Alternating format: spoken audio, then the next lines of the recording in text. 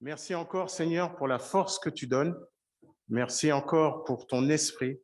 Sois glorifié. Au nom de ton Fils Jésus-Christ. Amen.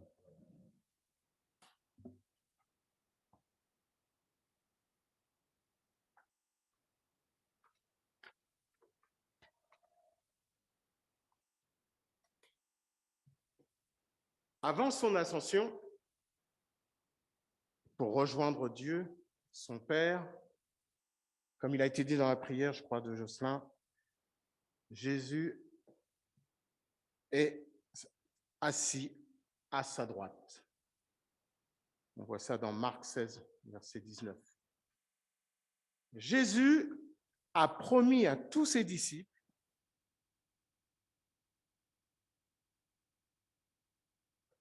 il le dit dans Jean 21, 22. Le Seigneur leur offre et nous offre une merveilleuse espérance, celle de son retour pour instaurer son royaume, où il n'y aura plus de pleurs, plus de larmes, plus de guerre, plus de deuil, où seule la paix et la félicité seront de rigueur. En attendant sa venue, suite à la question que ses disciples lui ont posée, quand cela arrivera-t-il? Jésus va leur répondre au travers de paraboles pour enseigner ses auditeurs sur l'attitude à avoir en attendant son retour ou son avènement.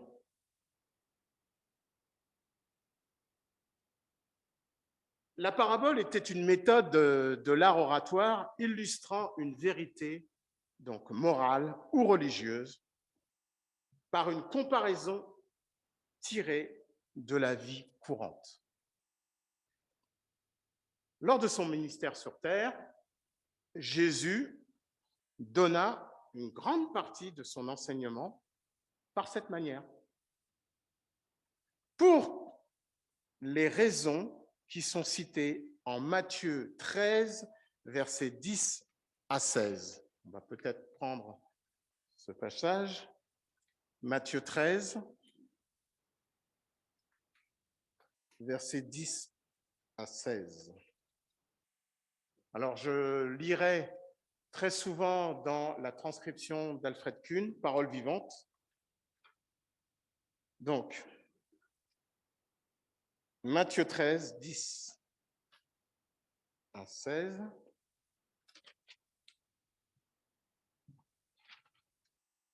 Alors ses disciples s'approchèrent de lui et lui demandèrent « Mais pourquoi te sers-tu de paraboles pour leur parler ?» Il leur répondit « Vous avez reçu le privilège de comprendre les vérités cachées du règne des cieux, tandis que cela n'a pas été donné aux autres. On donnera encore à celui qui garde ce qu'il a reçu jusqu'à ce qu'il soit dans l'abondance. Mais celui qui ne garde rien, on enlèvera même ce qu'il a. Voilà pourquoi je leur parle à l'aide de paraboles, parce que tout en ayant les yeux, ils ne voient pas, tout en ayant des oreilles, ils n'entendent pas, ni ne comprennent rien. Ce matin, je vous propose de nous arrêter et d'examiner donc la parabole des 10 vierges, ou des 10 jeunes filles, ou des 10 demoiselles d'honneur. La parabole n'étant pas une allégorie, nous n'allons pas donner un sens à chaque détail, mais nous allons chercher à saisir le message donc central ou l'enseignement que Jésus donc veut nous transmettre. Donc, lisons ce texte, Matthieu 25, 1 à 13. Ce jour-là, Il en sera du royaume des cieux comme des 10 jeunes filles qui prirent leurs lampes et s'en allèrent à la rencontre du marié. 5 d'entre elles étaient insensées, les 5 autres étaient avisées. Les jeunes filles insensées prirent leurs lampes sans penser à emporter de réserve d'huile. Mais celles qui étaient avisées prirent avec leurs lampes des flacons contenant de l'huile. Comme le marié se faisait attendre, elles s'assoupirent toutes et finirent par céder au sommeil. À minuit, un cri retentit. « Voici l'époux, allez à sa rencontre !» Toutes les jeunes filles se levèrent et préparèrent leurs lampes. Alors, les jeunes filles insensées s'adressèrent à celles qui étaient avisées.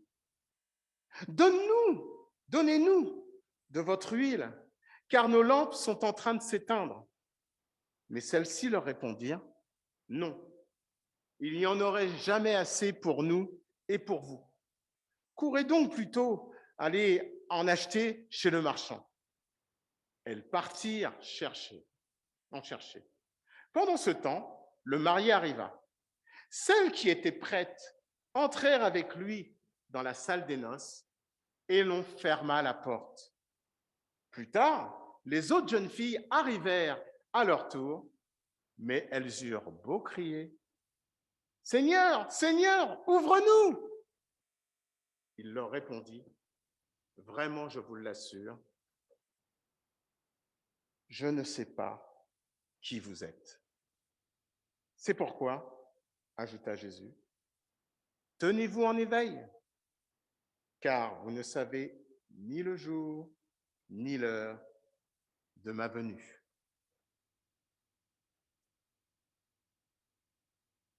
Nous sommes devant cette parabole, et c'est une parabole qui évoque le royaume des cieux. Jean-Baptiste a d'ailleurs annoncé en tant que prophète de se repentir, car le royaume de Dieu est proche. Matthieu 3, verset 3.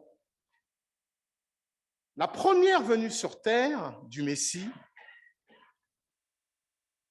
va inaugurer ce royaume dont il sera le roi et que Dieu établit sur les âmes par son esprit.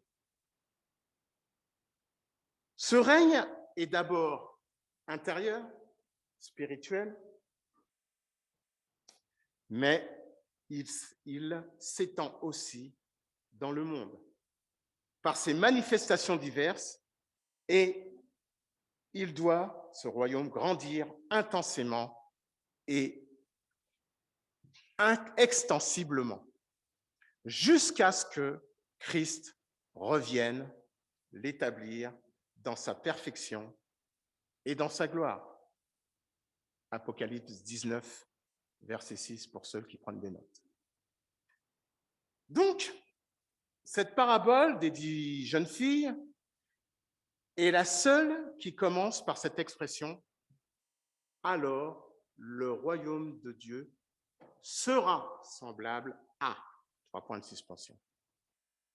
Cette notion du futur, ne paraît dans aucune autre parabole, car son application ne vous pouvait pas se réaliser au temps des apôtres.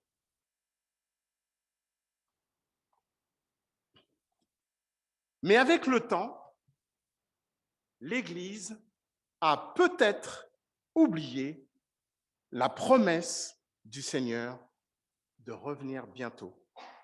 Même si dimanche après dimanche, nous prenons la Sainte Seine et nous perpétuons cela jusqu'à ce qu'il revienne. La parousie doit reprendre toute sa place dans l'expérience chrétienne. Revenons à notre histoire, qui narre ces 10 demoiselles d'honneur qui sont invitées donc à un mariage. Il faut dire qu'à cette époque, le mariage oriental se déroulait en 3 étapes. Les fiançailles, la cérémonie des vœux qui avait lieu chez les parents de l'épouse et enfin le festin de noces chez l'époux. Généralement, ce type de mariage commence par une procession solennelle de la fiancée depuis sa maison jusqu'à celle des futurs beaux-parents.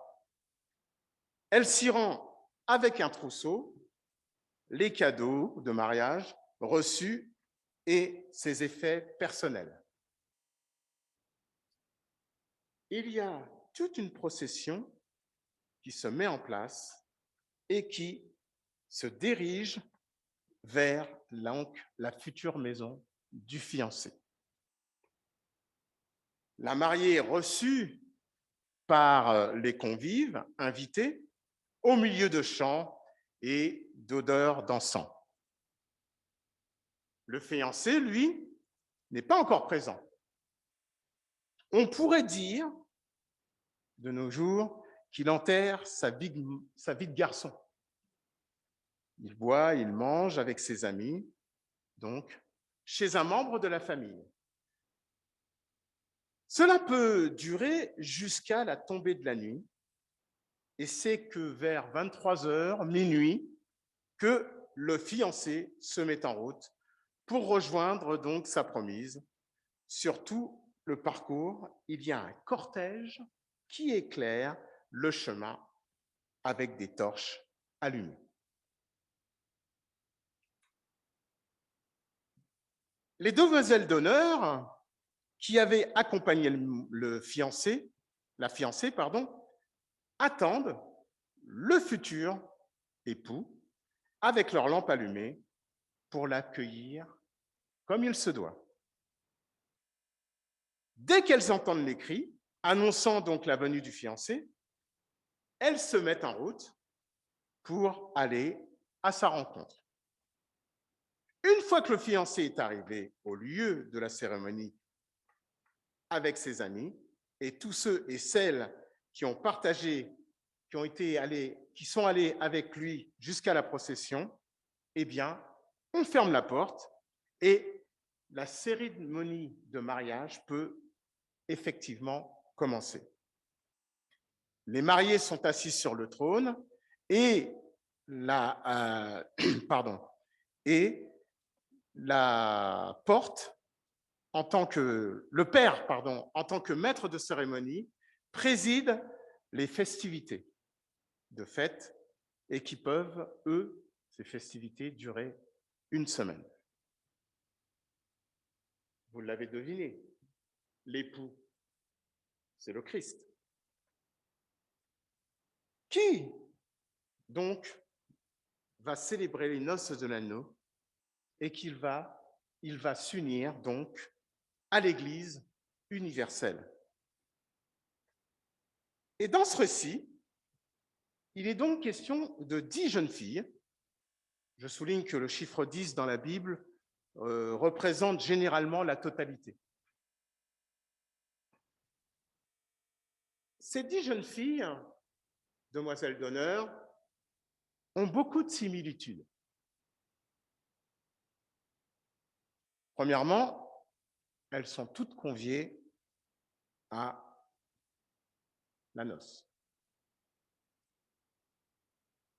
Elles connaissent au moins de vue le fiancé et, a priori, ont de l'affection pour lui. Elles sont parées de la même manière et prennent chacune une lampe.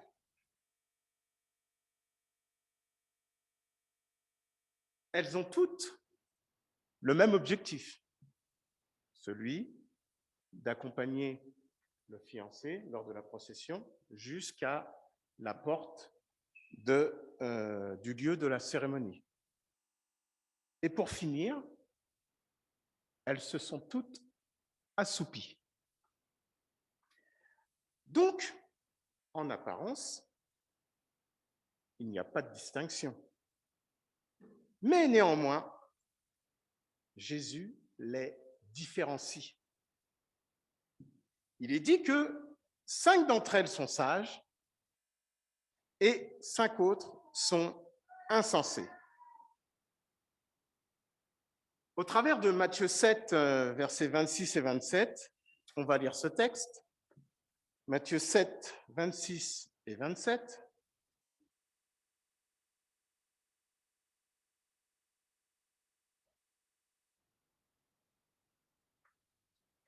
Mais celui qui écoute mes paroles, sans faire ce que je dis, ressemble à un homme assez fou pour construire sa maison sur le sable.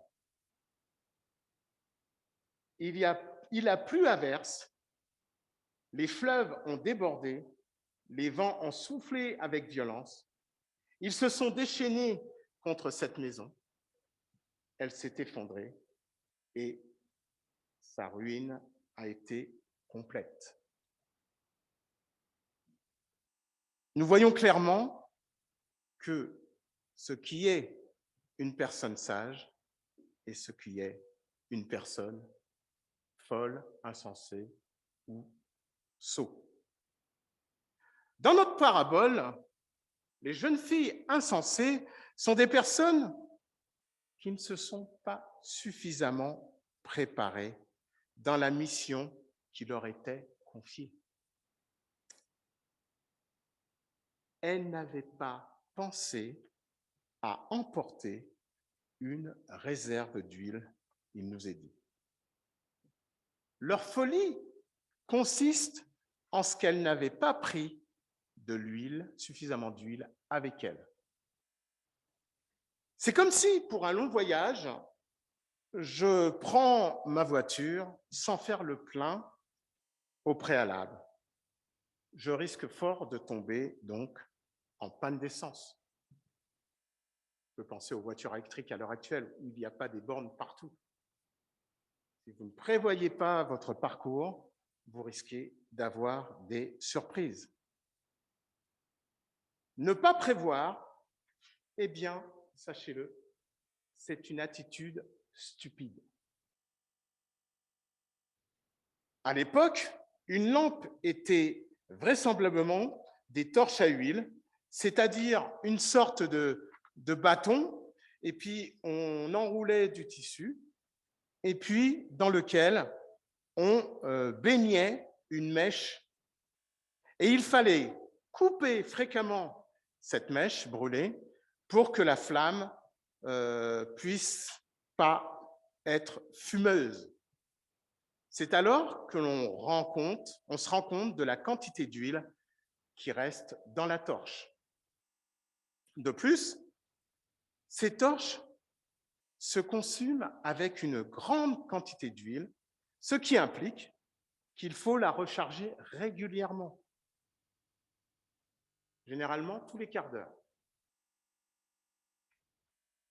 On comprend bien que si le marié tarde à venir, il va falloir avoir suffisamment d'huile pour tenir jusqu'à sa venue et l'accomplissement jusqu'au lieu du festin.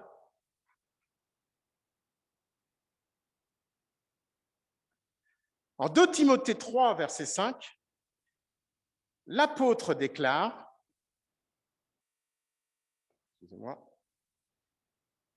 spirituellement, on peut dire qu'elles ont négligé leur âme.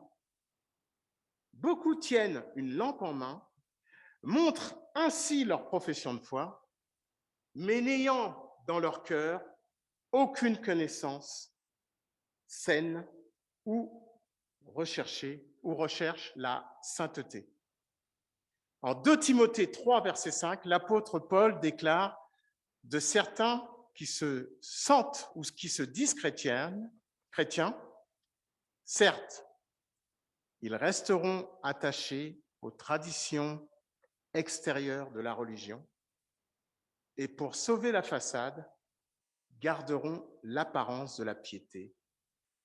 Mais en réalité, ils ne voudront rien savoir de ce qui en fait la force. Ils ne lui laisseront exercer aucune influence sur leur vie. Aussi, leur conduite démontrera-t-elle leur profession de foi. Finalement,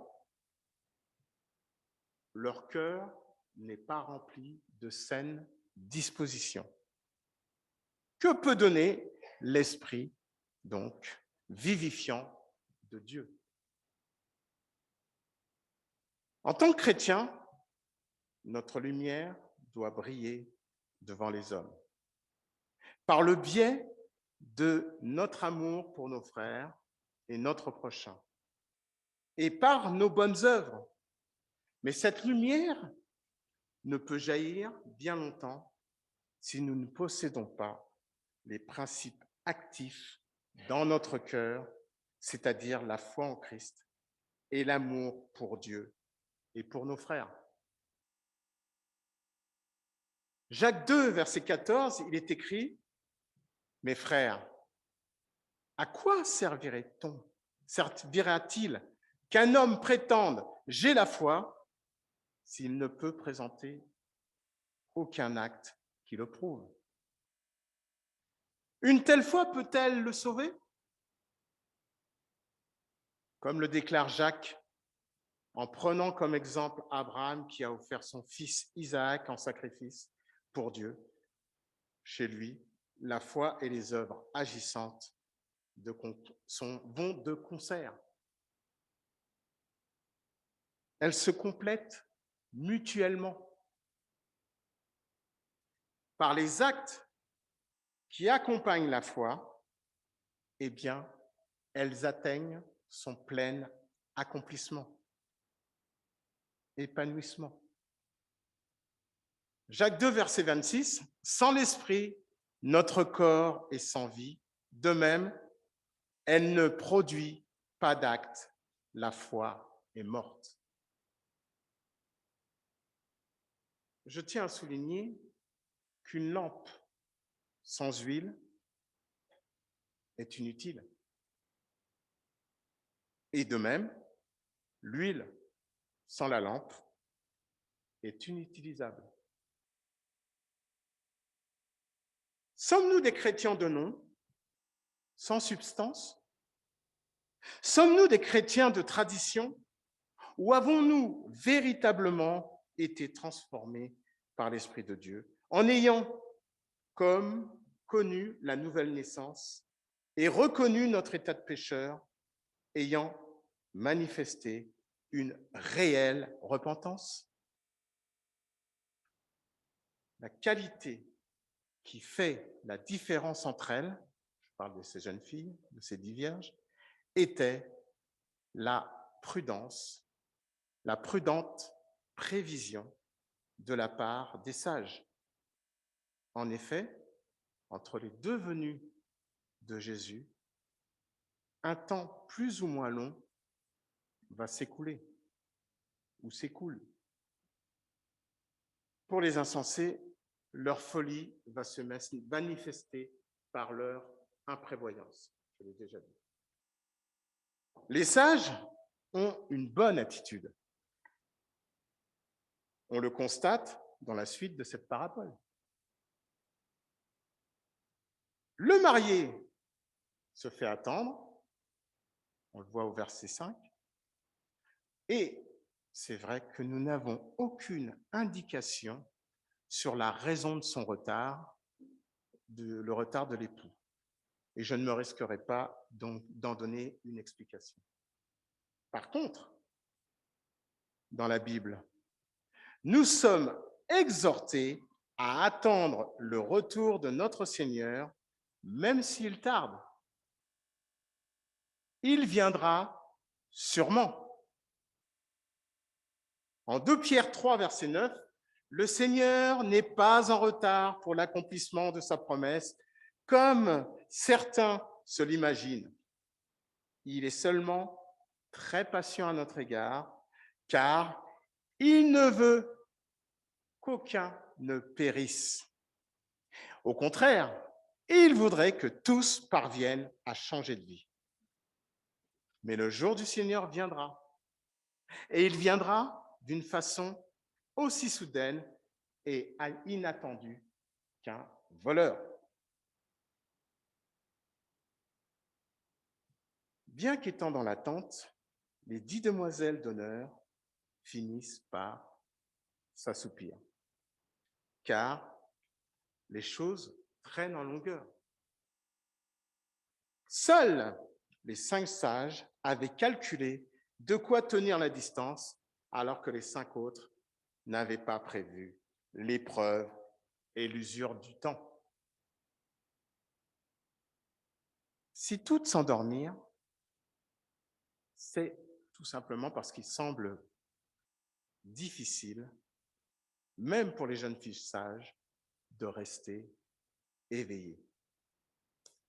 En Matthieu 26, 36 à 46, au jardin de Gethsémani, Jésus partit avec Pierre et les 2 fils de Zébédée pour aller prier à l'écart. Lorsqu'il revient, il les trouve endormis. Jésus les réveilla et leur dit, aucun de vous n'est capable de veiller une seule heure avec moi? Veillez et priez pour que vous ne cédiez pas à la tentation. Certes, l'esprit est bien disposé, mais la chair est faible. Et oui, le corps a ses défaillances.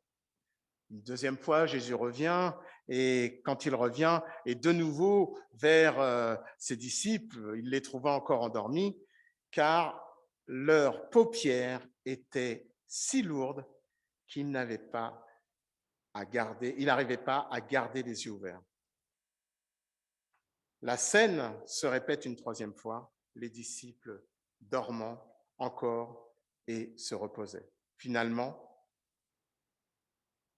on peut penser que les 10 jeunes filles sont profondément endormies, qu'elles n'étaient vraisemblablement pas en faute en soi, car ce sont à la fois les sages et les folles. Pendant que l'époux, donc, tarde, la vie doit continuer. Et il ne peut vivre constamment sur ce qui vit humainement parlant. Dans le Cantique des Cantiques, au chapitre 5, verset 2, il est dit « J'étais endormi, mais mon cœur veillait. » Voilà ce que disait le fiancé à sa fiancée. Et c'est l'attitude que nous devons avoir. Si Dieu est un Dieu qui ne dort ni ne sommeille, Jésus, lui, Dieu fait homme, et le bien, il pouvait lui arriver de dormir. Rappelez-vous, en Matthieu 8, versets 23 à 27, Jésus était dans la barque avec ses disciples et il s'endormit. Quand la mer commençait à se défouler, les apôtres ont crié à Jésus. Jésus se réveilla et il intima l'ordre à l'eau de se calmer. Voilà l'attitude que nous devons avoir, être prêts à agir. Son maître surviendra inopinément, il est dit en Matthieu 24, 50, où il s'y attendra pas et à une heure tout à fait imprévue. Comme au moment de la Pâque, eh bien, nous devons nous tenir prêts. La ceinture à la taille, les sandales aux pieds, le bâton à la main. À l'intérieur d'une maison, on ne portait ni sandales ni ceinture. Les maîtres ici constituaient donc un acte de foi dans la promesse divine de la libération et attestaient du départ imminent. En Matthieu 24, verset 44, il est dit, « Pour cette même raison, vous aussi, tenez-vous prêts, car c'est le moment où vous vous y attendrez le moins que le Fils de l'homme reviendra. » C'est au moment où l'époux arrive, donc, que les 5 jeunes filles insensées se rendent compte qu'elles n'ont plus suffisamment d'huile. On voit ça au verset 27. Auparavant, visiblement, ce n'était pas leur préoccupation. Du coup, elles comptent sur les autres pour leur fournir de l'huile. Mais vous le savez, on ne peut pas déshabiller Pierre pour habiller Paul. La préparation au retour de notre Seigneur n'est pas transmissible. Le salut est donc une transaction personnelle pour que chacun fait devant Dieu d'une manière personnelle. La foi que Dieu donne est individuelle et personnelle. Les jeunes filles sages ne sont pas égoïstes, mais elles sont réalistes. La préparation spirituelle n'est pas une valeur que l'on peut distribuer à la ronde, comme ça, ou à tout va à l'heure fatidique. Nul ne peut compter que sur sa propre préparation et non pas sur celle des autres. Chacun doit être prêt. Le conseil donné aux filles insensées est bon. Allez en chercher. Sauf que, eh bien, l'époux, lui, vient pour être accueilli comme il se doit et pour l'accompagner dans sa maison. Les insensés vont faire ce qu'elles auraient dû faire avant l'arrivée de l'époux. Du coup, elles ne peuvent pas accomplir leur mission. Cela montre qu'elles n'ont finalement aucune considération pour l'époux. Elles ne le respectent pas. Au verset 10, nous voyons la conséquence. Une fois entrés avec tous les convives, eh bien, la porte est fermée. Et il n'y a aucune possibilité pour les retardataires de pouvoir entrer.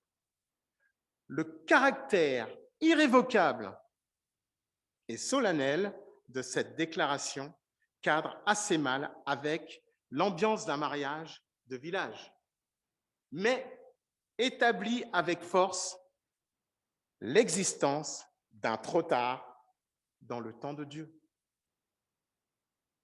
Ce n'est pas au moment de l'arrivée de l'époux qu'il faut mettre son énergie à se préparer à sa venue, mais il faut le faire avant qu'il arrive, car après, il sera trop tard. La procrastination, c'est-à-dire remettre à demain ce que l'on peut faire le jour même, peut être une attitude dangereuse et irresponsable. En Hébreux 3, verset 7, « Aujourd'hui, si vous entendez sa voix, n'endurcissez pas votre cœur, dit l'Esprit Saint. » En Luc 13, versets 24 à 27, je lirai dans la version toujours de la transcription de Kuhn, Luc 13, 24 à 27.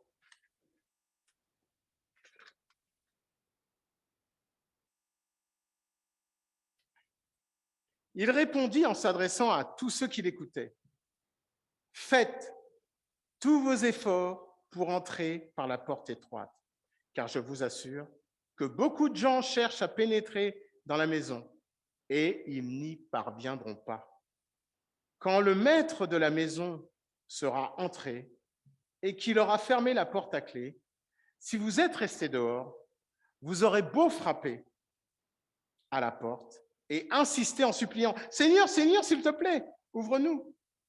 Il vous répondra « Je ne sais ni qui vous êtes, ni d'où vous venez. » Alors vous direz « Mais nous étions à table avec toi, nous avons mangé et bu sous tes yeux, tu nous as enseigné dans nos rues. » Il vous répondra « Je vous le répète, je ne sais vraiment pas d'où vous êtes.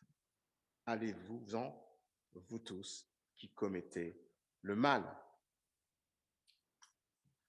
Quand la porte sera fermée, eh bien, pour tous ceux et celles qui sont à l'intérieur, eh bien, c'est là, ça sera la fête.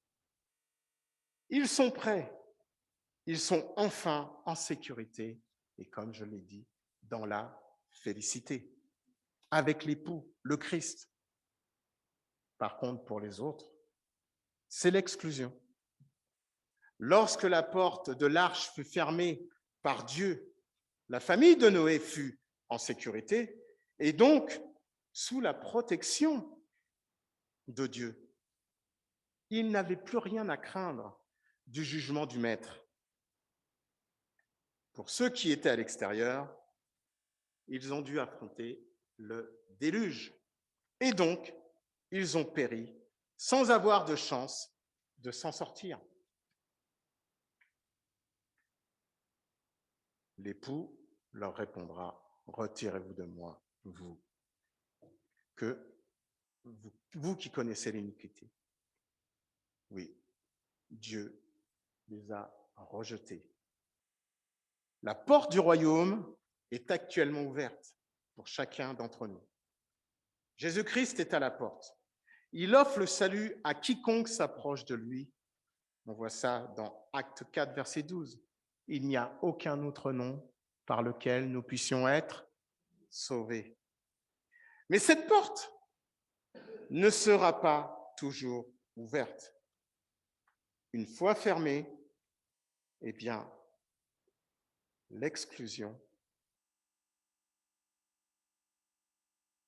l'occasion sera manquée à tout jamais et l'opportunité ne se renouvellera pas. Il y a un temps pour la miséricorde et il y a un temps pour le jugement.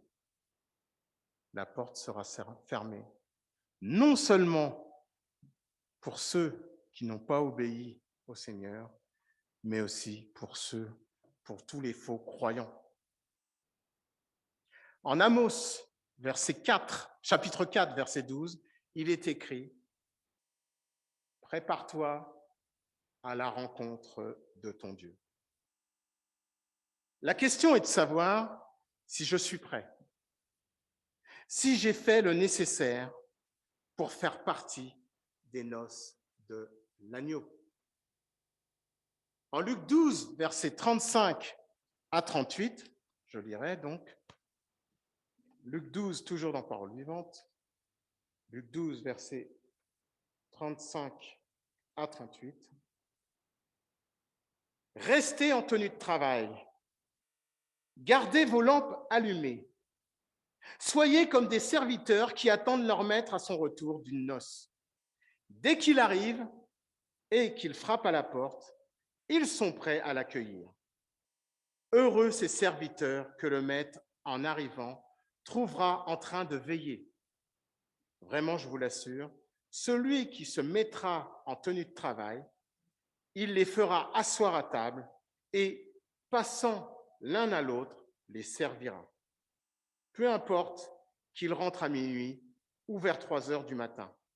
S'ils les trouvent aussi vigilants, ils peuvent se réjouir. Oui, heureux ces serviteurs-là. Soyez-en certains, si le père de famille savait à quel moment le voleur veut cambrioler sa maison, il se tiendrait certainement en alerte et ne laisserait pas pénétrer dans sa demeure. Vous aussi, soyez ainsi sur vos gardes et veillez. Si le Fils de l'homme reviendra au moment où vous vous y attendrez le moins. Les chrétiens devraient vivre comme si le Seigneur pouvait revenir à tout moment.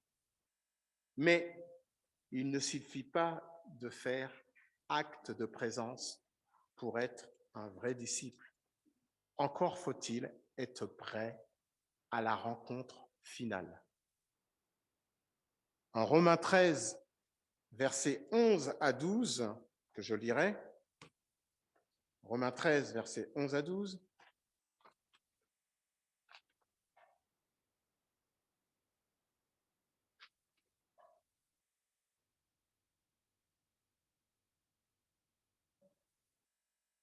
vous savez bien pourquoi je vous donne toutes ces recommandations. Vous n'ignorez pas en quel temps critique nous vivons. C'est une heure exceptionnelle de Dieu que la nôtre. C'est l'heure matinale. Secouez-vous de votre sommeil et votre torpeur. Sortez des rêves. Éveillez-vous à la réalité. Il en est grand temps. Le salut est à la porte. La délivrance finale est proche. Nous sommes bien plus près du but que le jour où nous sommes devenus croyants. La nuit tire à sa fin. Le jour commence à poindre. Débarrassez-vous donc de tout ce qui se trafique dans les ténèbres. Saisissons les armes qu'on porte le jour et engageons-nous dans la lutte en pleine lumière. En 2 Corinthiens 13, verset 5, l'apôtre Paul nous exhorte à nous examiner nous-mêmes et regardez si vous êtes dans la foi. En Jean 10, verset 14, Jésus déclare « Moi, je suis le bon berger. Je connais ceux qui m'appartiennent et tous ceux qui sont à moi me connaissent. » Pour conclure, être prêt, c'est connaître Dieu. Le connaître comme le Dieu de paix, c'est savoir que ma vie se déploie dans sa faveur. Plus que cela, c'est avoir la certitude que je rencontrerai Dieu en compagnie de Jésus, mon Sauveur. Alors, comme il est dit en Jérémie 5, verset 21, on a déjà lu, je crois, Jérémie 5, enfin, je l'ai cité sous une autre forme, c'est ça que je voulais dire, pardon. Jérémie 5, verset 21, écoutez donc ceci, peuple insensé et sans intelligence. Vous avez bien des yeux, mais vous ne voyez pas. Vous avez bien des oreilles, mais vous n'entendez pas. Ne soyons pas ce matin des insensés, ne soyons pas des sots, mais soyons des chrétiens qui sommes prêts à la rencontre de notre Dieu. J'aimerais juste finir, je recherchais un chant, mais je n'ai pas pu le trouver. Es-tu prêt? Bientôt le maître va venir. Mais finalement, je vais vous lire le texte que j'ai trouvé dans les ailes de la foi. On ne va pas le chanter parce qu'on ne le connaît pas, celui-là. C'est dans le 213, mais je vous lis le texte. Bientôt, le Seigneur va venir. Et la question se pose, es-tu prêt? Bientôt, le ciel, il veut s'ouvrir. Es-tu prêt? Le chœur, le refrain donc, es-tu prêt? Es-tu prêt? Es-tu prêt pour l'éternité? Es-tu prêt? Es-tu prêt? Le Sauveur t'a-t-il racheté? Deuxième strophe. Bientôt l'appel retentira. Es-tu prêt? Bientôt la mort te surprendra. Es-tu prêt? Troisième couplet. Bientôt, Jésus va te juger. Es-tu prêt? Oh, devrait-il te condamner? Es-tu prêt? Dernier apostrophe, pardon. Bientôt, dans le ciel enlevé, es-tu prêt? Tous les élus seront sauvés. Es-tu prêt? J'espère que ce matin, c'est une réalité pour vous, que vous êtes prêts. Aujourd'hui, encore une fois, si vous entendez sa voix, n'endurcissez pas son cœur. C'est encore votre cœur, pardon. C'est encore un jour de grâce. Donc, profitons-en pour remettre nos pendules à l'heure. Dieu vous bénisse.